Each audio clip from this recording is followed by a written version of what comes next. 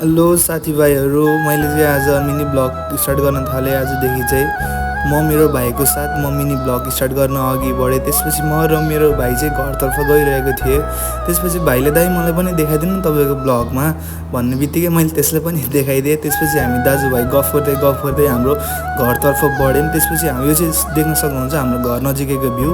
र हामी घर पुग्न साथ म चाहिँ घर पुगेर क्लासतर्फ लागेँ। क्लास गएर यतापट्टि सानो काम भएर म कामतर्फ लागेँ। त्यसपछि कामतर्फ लाग्दै अब घाम चर्केको हुनाले अति नै गर्मी थियो। यो चाहिँ देख्न सक्नुहुन्छ त्यहाँको भ्यू।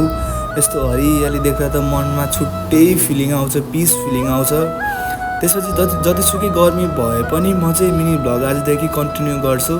हजुरहरूले देखाउनु पर्ने माया साथ सपोर्ट देखाइदिनु होला भन्दै मिनी ब्लग कन्टिन्यू गर्दै अघि बढेँ। त्यसपछि देख्न सक्नुहुन्छ चितवनको गर्मीमा त बस्नै नसकिँदो रहेछ।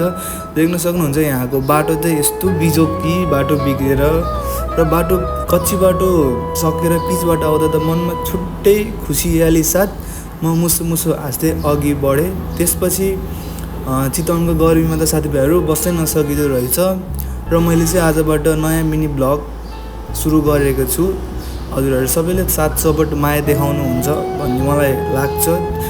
त्यसपछि म निरन्तर अघि बढेर बेलुका दाइको ट्रायल भएको कारणले गर्दा हामी ट्रायल सेन्टरमा भोलिपल्ट चाहिँ ट्रायल थियो र आज हामी यसो प्र्याक्टिसको लागि गयौँ।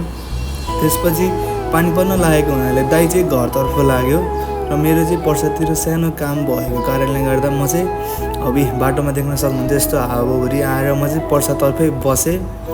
त्यसपछि यहाँ त यस्तो स्कुटी स्पिडमा गयो कि अब पानी पर्ने डरले होला। त्यसपछि बेलुका देख्नुहुन्छ यहाँ पर्साको भ्यू। यस्तो पानी पर्दा ठुलो पानी आयो। आजलाई यति नै साथीभाइहरू, सबैजनाले माया साथ सपोर्ट गरिदिनु होला। फेरि म रेगुलर ब्लग हाल्छु।